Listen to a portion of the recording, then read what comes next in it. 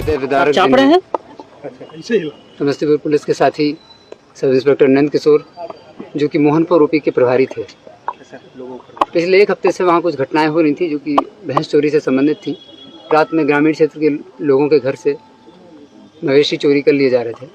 नंद किशोर जी लगातार उसमें कार्य कर रहे थे और कुछ भैंसों उन्होंने कुछ मवेशी रिकवर भी किए थे नालंदा जा कर के।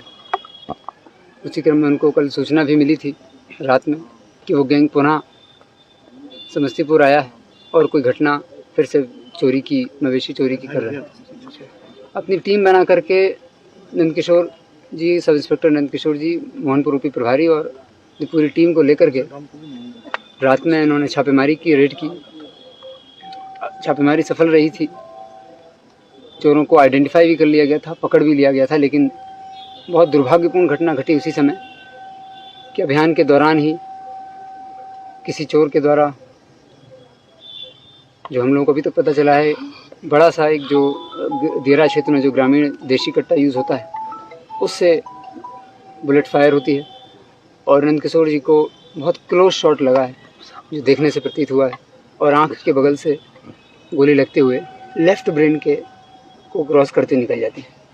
तत्काल उनको टीम ने अस्पताल में एडमिट करवाया था और इलाज के लिए बेगूसराय से होते हुए पटना वो पहुंचे थे। लेकिन आज दोपहर तक 2 बजे तक सारा इलाज होने के बावजूद भी चूँकि गोली जो है सीधी लेफ़्ट ब्रेन को पियर्स करते हुए निकल गई थी, संभावना बहुत कम थी, लेकिन फिर भी हम लोग आशान्वित थे और राज्य स्तरीय डॉक्टरों से भी बात हुई थी।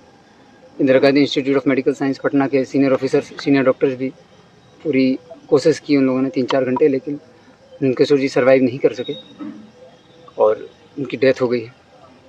सर एग्जैक्ट घटना कहाँ? घटना जो है वो यारपुर थाना अंतर्गत रात में जहाँ पर हम लोगों को उनको सूचना मिली थी, वहीं पूरी टीम लेकर के वो गए थे, वहीं ये घटना घटी।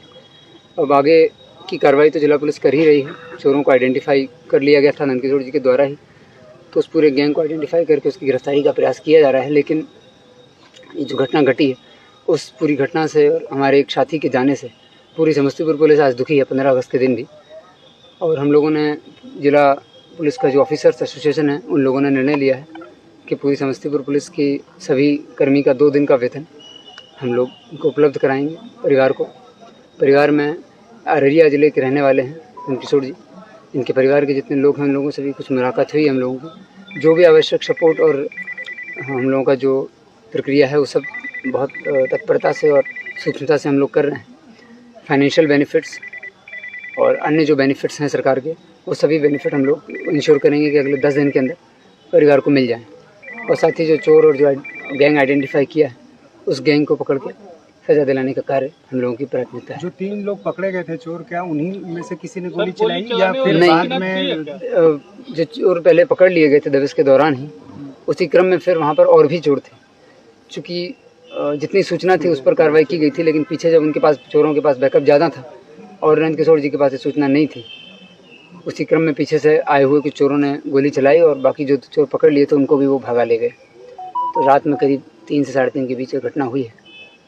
उसके बाद फिर जो पुलिस टीम थी उसकी पहली प्रायोरिटी रही कि कैसे भी घायल नंद किशोर जी को अस्पताल पहुंचाया जाए, उनका समुचित इलाज कराया जाए। तो समुचित इलाज कराया गया, लेकिन वो सर्वाइव नहीं कर सके। ट्रक भी जब्त है पुलिस के कब्जे में है या वो ट्रक वो ले गए थे, लेकिन पिकअप, एक ट्रक और एक पिकअप से ये लोग आते थे। गैंग का जो मोडस है, नालंदा का गैंग, इसका मोडस था कि एक ट्रक और एक पिकअप लेके आता था किसी देहाती और दियरा क्षेत्र में ही, मोहनपुर ओपी जो कि दियरा क्षेत्र है, वहाँ जाके ये लोग गाड़ियों को पार्क करते थे और रात भर फिर चोरी का अभियान चलाते थे।